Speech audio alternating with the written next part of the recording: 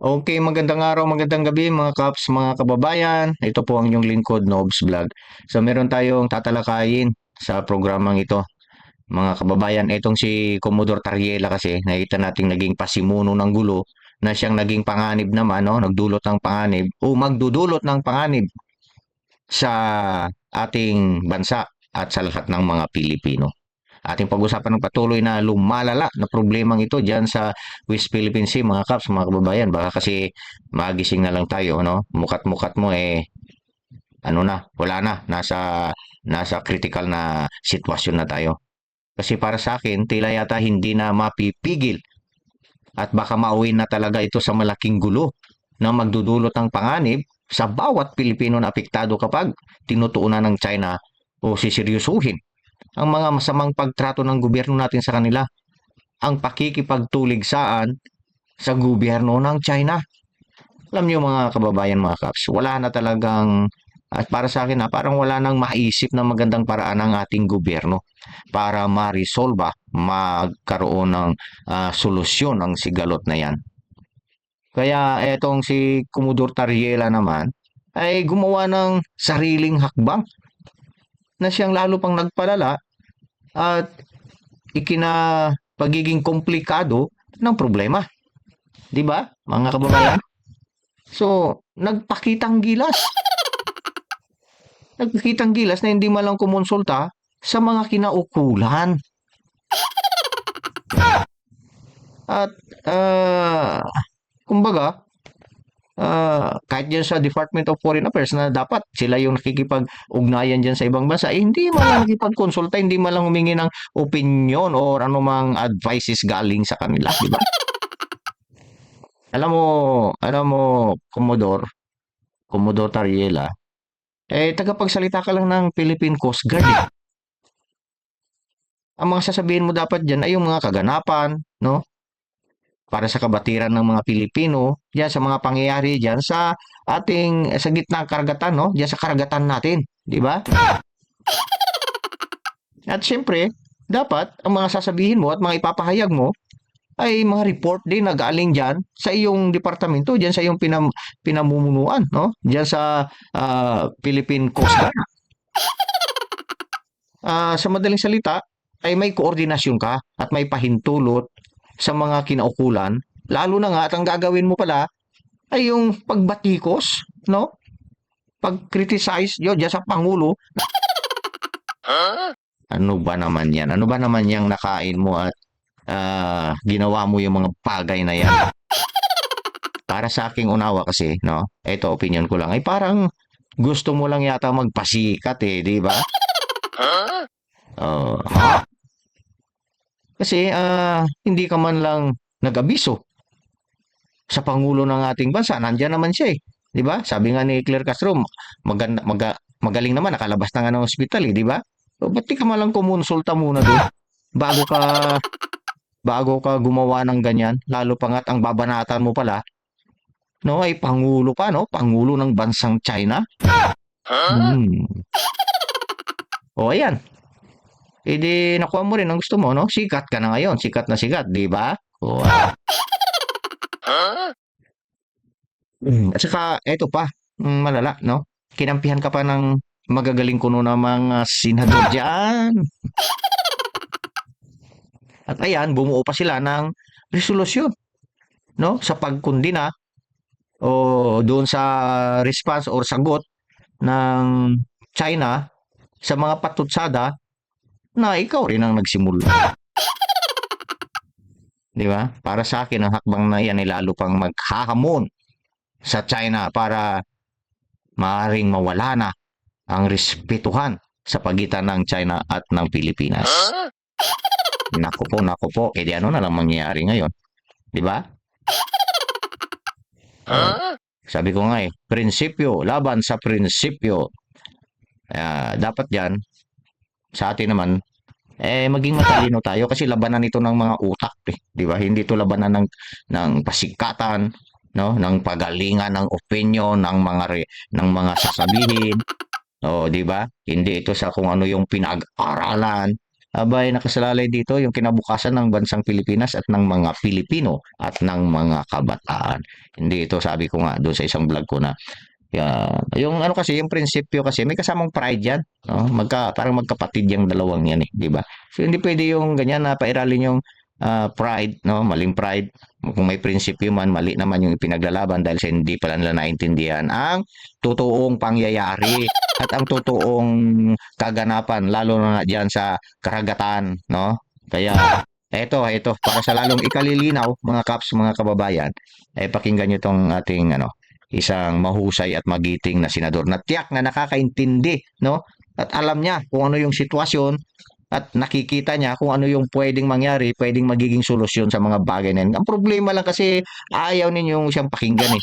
Bakit? Kasi nga po, ayaw niyong masapawan. Pag panukala niya, siya nakakaisip ng panukala at sasabihin niya, magpe-privilege speech siya sa mga ganyan, lumuulusot lang sa kabilang tainga ninyo.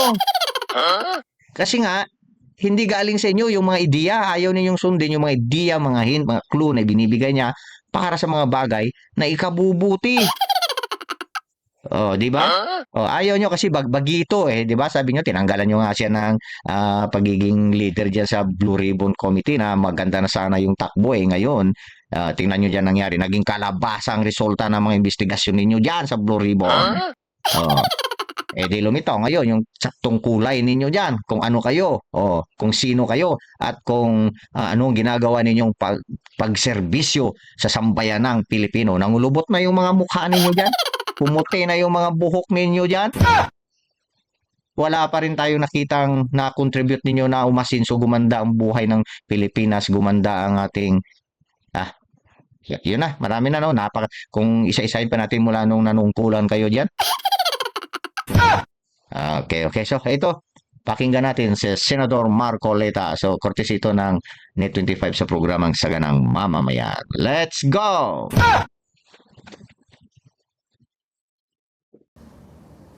Yung ginawa ka ni Commodore Tariela po. na statement kasama yung mga caricatures. Ito yung sinabi niya, is a serious violation of China's political identity and a blatant political provocation which has crossed the line. Ayun. Yun ang sinabi niya. Ngayon, hindi minabuti ng mga kasama kong mga senador. Wala kayong karapatang magsalita kung anong gusto namin sabihin dito. That is meddling into the internal affairs of the country. O, teka muna, parang si Nelson. Kunwari,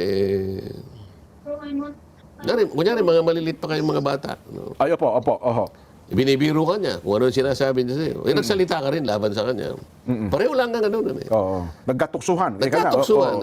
Huwag ka masyadong ikaw na una di ba? Yun. Ibig mo ba sabihin, nung tinukso ka ni Nelson, nagsalita ka, sasabihin, ba't mo ginagawa? Ikaw na una Parang ganun lang yan Alam mo, kung tutuusin, maski tayo,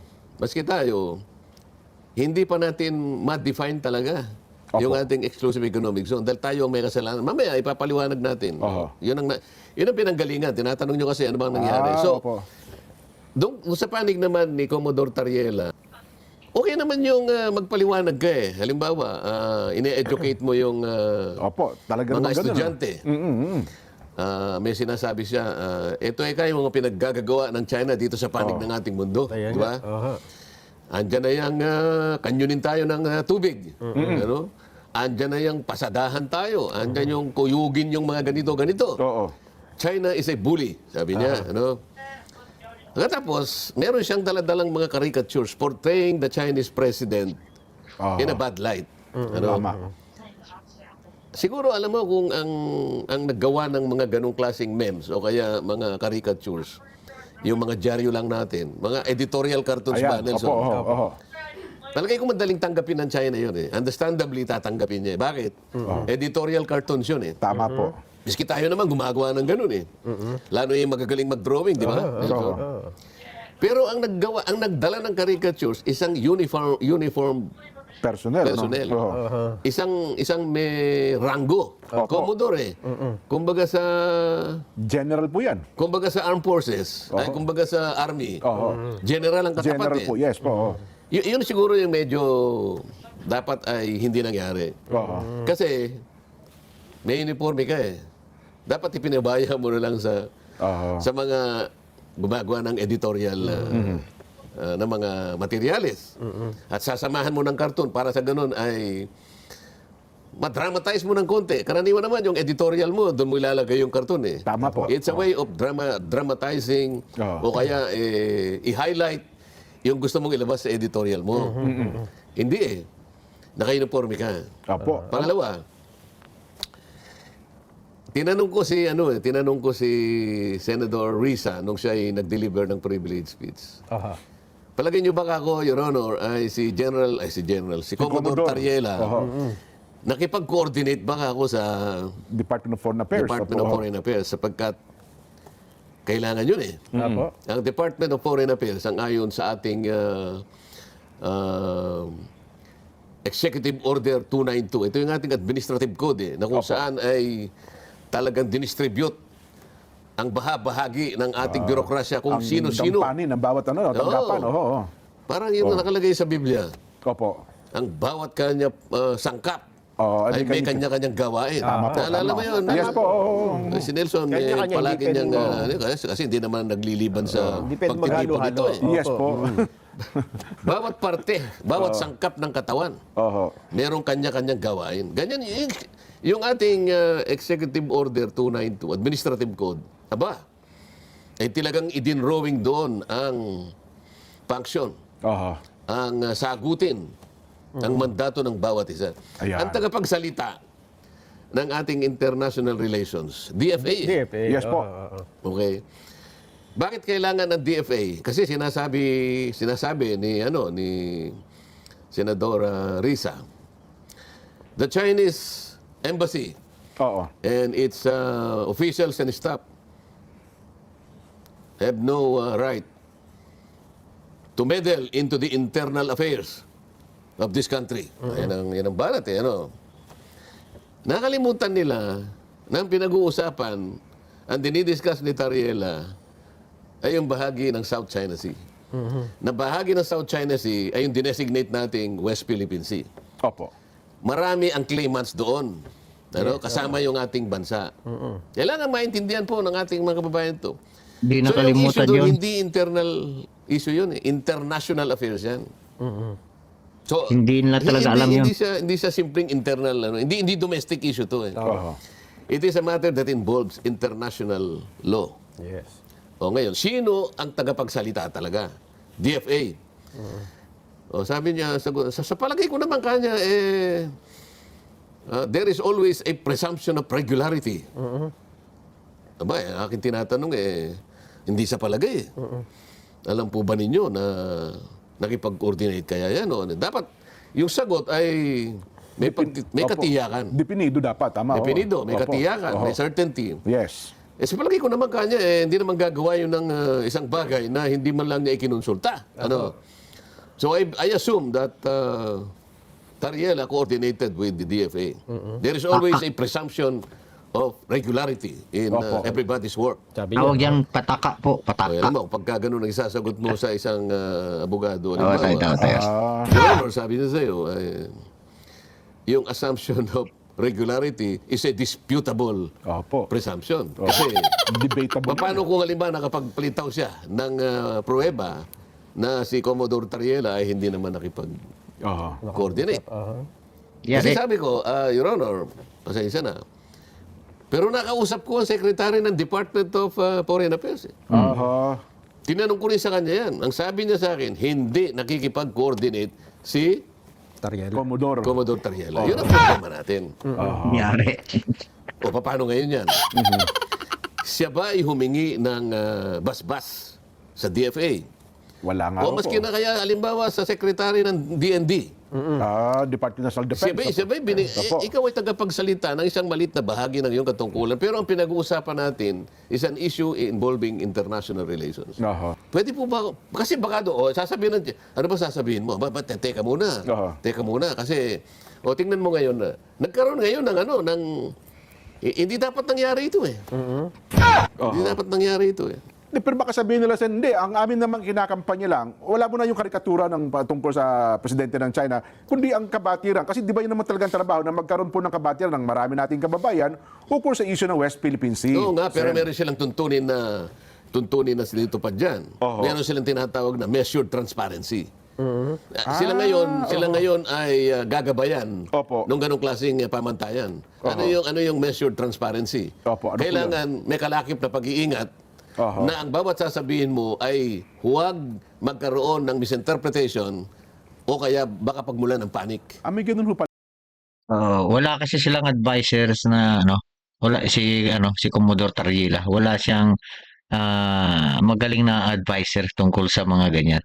Siguro, malamang may mga advice sa kanya pero yung iba. Hindi ganyan. Hindi sa ganyang tawag na diplomasyang pamamaraan, no? Ayun ay obserbasyon ko lamang. Palang alituntunin. Sila kasi merong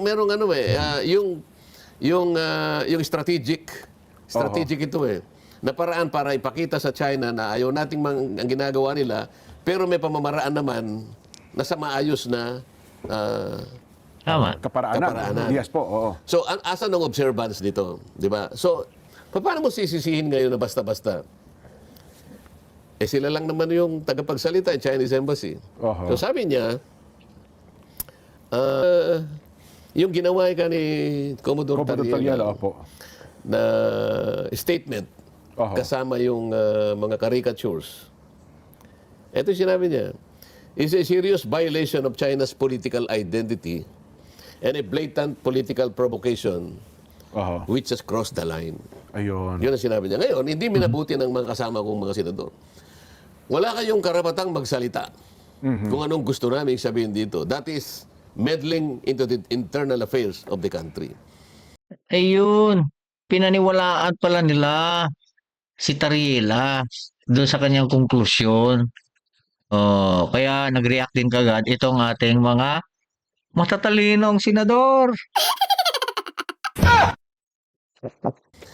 Teka muna, parang si Nelson, kunwari, kunyari mga malilit pa kayo mga bata. No? Ay, opo. Oho. Binibiro ka niya kung ano yung sinasabi niya sa'yo. Nagsalita ka rin laban sa kanya. Pareho lang nga ganun. Oo. Nagkatuksuhan. Nagkatuksuhan. Huwag ka masyadong ikaw na una di ba? Yun. Ibig mo ba sabihin, nung tinuksukan ni Nelson, nagsalita ka, sasabihin, ba't mo ginagawa? Ikaw na una Parang ganun lang yan Oho. Alam mo, yung sunog, kahit bata, Ibig sabihin lang pala, boss, mga bata. parang mga bata. Batang isip lang yung mga nandyan. pag mawala ng sunog. Ay, yes, totoo naman po yun. Oho. Yung bata kasi wala pa siyang yung tinatawag nating maturity. Hindi niya alam ano yung consequence ng gagawin niya. Lalaro siya ng Akala niya yung posporo pwedeng kiss-kissin kahit na Oho. nasa tabi siya ng dayami. Di ba? Hindi niya sinasadya yun Huwag sana tayong maging parang bata. Pero kapag yung apoy na, yung kumalat na, Isunog lahat yun, Sen. Oo. di ba? Ang pinag-usapan natin ay international conflagration. Oho. Sinimulan ng isang bata. Hindi ko naman sinasabi yung makasama ko rin sa Senado ay puro bata. Opo. Takot na yun. Hindi niya sinasabi na yung mga kasama niya sa Senado yung mga bata na tinutukoy niya dyan. Naglilecture lang po. Okay. Halimbawa lang po na. Halimbawa. Pag malaki na, Oho. hindi na bata magpapatay sa sunog. Mga kulubot It will na require somebody. Siguro isang statesman. Para sa ganun ay Mga kulubot na matatanda na. mapatay natin yun na to. Diba? Kasi humantong pa Nelson, di ba? Doon sa punto na nagkaroon ng resolusyon. At tila yata mayroon pang suwestyon na magdeklara ng persona non grata ang ilang mga opisyalis ng China Embassy. Sen. Sa halip na humupa ay Yan. lalong pinalala ng mga sumunod na pangyayari. Oho. Dahil nagkapalitan ng mga pahayag naging maanghang na salita. Nung sumagot ang Chinese Embassy, sumagot din sila ng mas matindi hanggang sa punto na may resolusyon na, Sen. Oho. Dapat pinagtalunan namin sana ng Miyerkules. O, nag-aabang ho kami dyan, Sen. Akala Kasi ang gusto nila, magbutuhan na kami nung parang Martes yun eh. tungkol doon sa resolusyon. Oo, resolution number 256 eh. Opo. Ang title niya dyan ay Resolution Expressing the Sense of the Senate in Condemning Recent Public Statements Issued by the Embassy of the People's Republic of China. May involve ang buong Senado rito eh. So kailangan magbutuhan kami. Ayun. Ngayon, sa rules naman namin, teka muna, hindi na wala namang ganyan. Pagdebatihin muna natin yan. You are requiring the sense of Senate already to condemn. Kasi ang bigat naman ito, sabi ko nga sa inyo. Eh. Ngayon, dapat kahapon. Ngayon, ang sabi naman nila, sige, sa Lunes na. Oho. Kasi kahit paano, naghahanda naman tayo ng Ayun. kung paano natin sila papayapain, ano? Opo. Kasi tayo, ayaw nating palanghin yung apoy. Yun. Opo. Ang gusto natin, wala namang wala namang mananalo dyan eh. Oho. Tama. Ibig mo ba sabihin, pagka ininsulton mo ng ininsulto ang China, ibig mo sabihin, sasabihin ng China, ba, ang tatapang ng mga Pilipino? Makukuha ba natin yan? At sa huli nga, Nelson, di ba? Parang Tama. debate na sa punto. Sige, wag na yung isa lang naming opisya lang inyong Persona non persona grata. grata. Lahat na kami. At handa kaming umalis dito. Kung kinakailangan, mag-alisan na kami dito. Gaalis na kami. No? Iiwanan namin yung embahada ng China sa Pilipinas. O halimbawa, iniwanan nila yung sinara yung embahada. O sino pang makakapunta ng China? Yung yung ating mga mangangalakal, yung ating mga businessmen na kumukuha ng visa. Kailangan nga pala yun. Sino mag-i-issue ng visa? Yung embassy ng Papua New Guinea? Hindi pwede ho. Baka Senado, Sen, pwede. O yung mga turista nating pumupunta ron? Nako. Oho. O paano? Oho. O halimbawa yung pupunta kami inimbita kami ng China. Wala nang mag-i-issue ng visa. Ako siguro pwede kasi meron akong diplomatic passport. Opo. O paano yung walang negosyante, walang no? visa? Yung pinakaano rito, yung ating mga negosyante. businessmen, mga Opo. negosyante. Ang dami nating mga negosyante. Paano yung mga nag-export? Opo. Paano yung nag-import? Paano yung mga OFW sa China, Sen? Mga kalahating milyon daw po yun. Paano gagawin? Halimbawa, sinabi niya, sige, ganyan ang gusto nating mangyari, ha? Oo. Kayo nagpasimula, pagkatapos nagsabi lang kami ng ganito, pagkatapos di-declare nyo kami persona non grata, o pauwi na namin lahat ng mga OFWs ninyo. Ako. Sana naman, kaya nga sinasabi natin, kaya natin dinidiscuss. Naalala mo ba nung sinasabi ko na ako'y inimbita ng... Opo, nabanggit niyo po yun sa Senado. Alam mo, magaling naman silang kausap eh. Sabi ko sa kanila, mabuti ka ako, Mr. Ambassador. Dahil nga sa dami ng mga issue na parang meron tayong hindi pinagkakaintindihan ngayon, pwede bang umpisahan natin, makahanap tayo ng mga bagay-bagay na pagkakasundo naman ang ating tinatahak. Tama, oho. Marami naman tayo magagawa eh. Magkasundo tayo sa isda muna, kako pang ganyan eh. Oo, maganda yan, sabi pa niya eh. Hindi ba kako, ang mga isda kako ay walang may-ari niyan eh. Wala. Oo. Ang isda kako ay para sa sangkatauhan. Para sa lahat po yan. Para sa lahat yan. Oho. Wala namang nakasulat na ang mga isda ay para sa inyo. Sila lang ang makakakain. Ang totoo niyan, sa marami ka akong desisyon ng mga international tribunals. Nagsimula ka ako sa Europe. Dahil yung Iceland, kinukubkub niya lahat yung... Sabi nung korte, meron ka lang preferential rights. Pero hindi mo kanya pwedeng pigilan ang Federal Republic of Germany at saka yung Netherlands Opo. na mangisda dyan. Mangisda rin sa lugar na yan. Oo. Opo. Sapagkat yan ay common. Yung Fishing grounds. yung traditional fishing rights. Nagawa nyo ka ako sa Vietnam. Tama. Hindi ba kako? Opo. Oo, sabi niya, nagawa na. In the year 2000. Sabi niya siguro, paano niya kaya nala? In the year 2000, nakagawa ka ng kontrata sa Vietnam at para maiwasan niyo yung pag-aaway-away, nagkaroon kayo ng agreement. Nagawa niyo rin kako sa bansang India. So, palagi kayo nagtatalo rin ng India, di ba? Nagawa niyo yan para sa isda. O, lalong-lalo na kako sa Japan. Meron din kayong iringan ng Japan. Pero nagawa niyo pa rin. Ba't di natin pwedeng gawin dito? Oo nga naman. Hindi magagawa natin, sabi. Eto kasi yan dyan eh. Hindi yan magawa dito sa Pilipinas. No? Ito, opinion reaction ko lang kasi sobrang talino tong mga nandito, no? Lalo pa yung mga nandyan nakaupo, ugali kasi, no? sabihin na natin mga Pilipino siguro, no? May mga talagang maprinsipyo, 'di ba? Prinsipyo. So, sabi ko nga, parang ito 'yan. Ah, attitude, no? Attitude natin, ganyan talaga.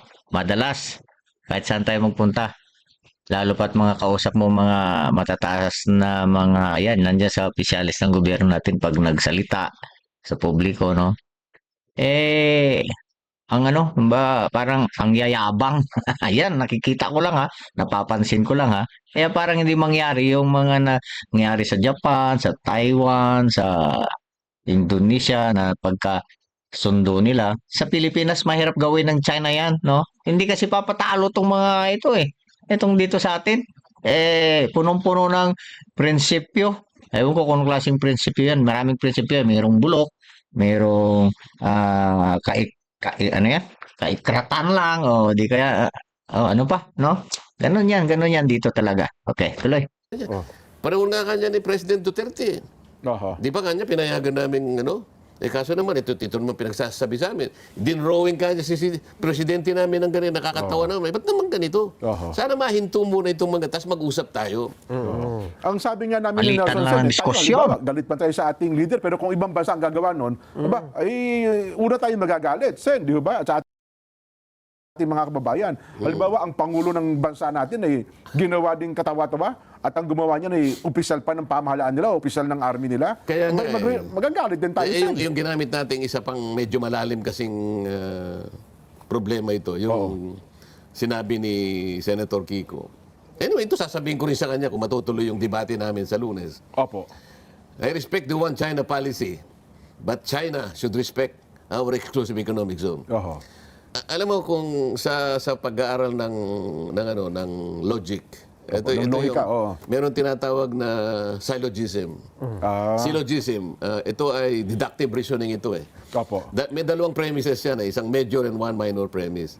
Pagka valid ang premise, halimbawa, ang premise is all men are mortal. Sabi niya, yung first premise, yun ang general premise. Opo. Nelson Lubao is a man. Oho. And therefore, Nelson Lubao is mortal. Yun ang valid. Valid. Pare-pareho. Syllogism. Pantay. Opo. Pero merong Palacios premise dyan eh. Okay. Halimbawa, Palasi. Fish is mortal, sabi niya. No, Nelson Lubao is mortal. Therefore, Nelson Lubao is fish.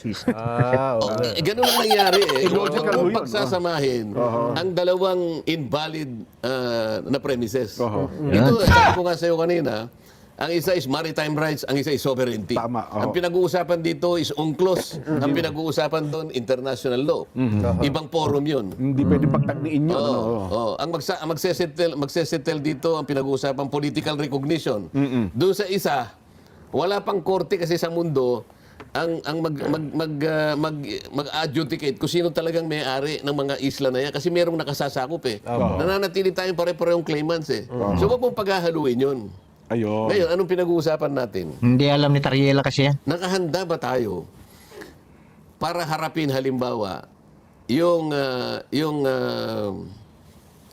napaka-komplikadong issue ng West Philippine Sea? Yan ang tanong. Tapos sa tingin ko, sinasuggest ko nga, tawagin lahat ang mga stakeholders. Tawagin si Commodore Tariela, tawagin ang DFA, tawagan kung sino yung... Tapos magtabag tayo ng international experts para magkaalaman tayo dito. Ako wala akong pretenses na akala mo naggagaling-galingan ako. Hindi. Oho. Ayaw nilang gawin yan, Sen, kasi sa'yo galing yung panukala. Masasapawan mo na naman kasi sila eh. Kaya wala yan. Hindi nila papansinin yung mga sinasabi mo. Tanong. Sa Nag-aaral tayo lang sa ako marunong. Opo. meron lang akong konting kaalaman dito. Ngunit sa nakikita ko, hindi lahat naiintindihan ito eh. Oho. Tama. Halimbawa, presidential decree Ay, mali po. Naintindihan po yan po. Naintindihan po yan nila, Sen. Kaya lang, ayaw lang nilang tanggapin. Hindi nila matanggap yan. Kasi hindi galing sa kanila yung panukala at galing sa iyo. Ganon yung nakikita kong totoo dyan. Kaya, tingnan nyo, lahat ng mga pinanukala ninyo, Parang WIPEC, di ba? Walang pumapansin. Okay, tuloy tayo. Hmm. 1596. Hindi nila alam na ang pinag-uusapan lang doon ay yung tinatawag nating Kalayaan Island Group. Opo. Tapos meron tayong parang 1292 ba yung RA natin. Ang pinag-uusapan lang doon is yung ating archipelagic baseline. Oho. Alam mo, hindi po pwede nating masabi na ito na yung ating West Philippine Sea kapag hindi natin nagagawa ang dalawang bagay. Una, kailangan tayong gumawa ng mapa. Ito yung sinabi na ng Korte Suprema. Hindi, nakakalimutan nila ito eh. Kailangan meron kang mapa. Primero, mag-declare ka muna ng 200 nautical miles from your baseline. Yun ay referensya sa ating exclusive economic zone. At saka yung ating continental shelf. 200 nautical miles away from the baseline. Opo. Pag nagawa mo na yun, na-declare mo na yun, i-deposit mo yung declaration sa United Nations. Opisina ng Secretary General. Pero meron kang mapa. Itatanong ko kay General Tariela, tinanong mo ba yung NAMRIA? Kasi NAMRIA ang merong karapatang gumawa ng mapa. Oho. Nagkasundo na ba kayo ng NAMRIA para i-deposit yung mapa? Oho. Sasabihin sa'yo, hindi po. Walang alam yun. Hindi ka pa nakagawa ng ganito para nga pagbigyan ka na, kasi doon sa mapa, makikita mo na yung coordinates kung nasaan ang West Philippine Sea. Para maitala doon sa tinatawag nilang international holographics ng mga mapa. Para ngayon, officially, matala sa karagatan ng mundo na meron palang West Philippine Sea. Hanggang hindi mo nagagawa ito, hindi pwedeng tawagin pang gano'n. Pwede nating tawagin, bakit hindi? Kasi tayo yun eh. Opo. Paano yung coordinates? Ng buong mundo, di ba? Yung kaalaman ng lahat. Yung mga Ito yung- dumadaan doon. Sana Guni-guni aralin lang. nating mabuti. Para hindi tayo nagmumukhang nakakahiya. Di ba, meron tayong kasabihan eh. A little learning is... Diyos. Talagang dangerous. Tingnan mo ngayon. Baka mamaya layasan tayo ng China. Huwag naman sana. Sana humupa ito. Yun ang ating kagustuhan. Pag-usapan nating mabuti. At huwag yung basta na lang tayo nagpapatutsadahan. Meron Dapat. isang, yung dating na, National Security Advisor. Pakita natin. Opo. Tingnan mo, meron din siya sinabi. Baka akala Norberto nila tayo, Gonzales. baka akala ng mga taong nakikinig sa atin, tayo lang ang merong ganitong pangamba. Opo. O pwede, direct, Sige baka po. naman gusto mong... Nakapanayam ata si Norberto Gonzales at yan din ang naging paksa nila, Sen. Siguro, narinig ko lang eh. Iparinig nga po natin, direct, yung Isa ring punto magaling ni yan, isa ring Secretary magaling yan. Norberto Gonzales. Normally, hindi tama. Pero ang problema natin, mukhang may breakdown tayo ng policy natin sa international. Hindi malinaw ang mga guidelines natin. Kaya yung mga katulad ni Tariela ba yun? Ang mga katulad yan, gumagawa ng sariling aksyon. Kasi dapat malinaw ang mga guidelines yan, lalo ganyan, no? Sensitive ang ating issue sa China. Pinapakialaman mismo ng Pangulo yan. Pero tingnan mo ginawa ni Tariela.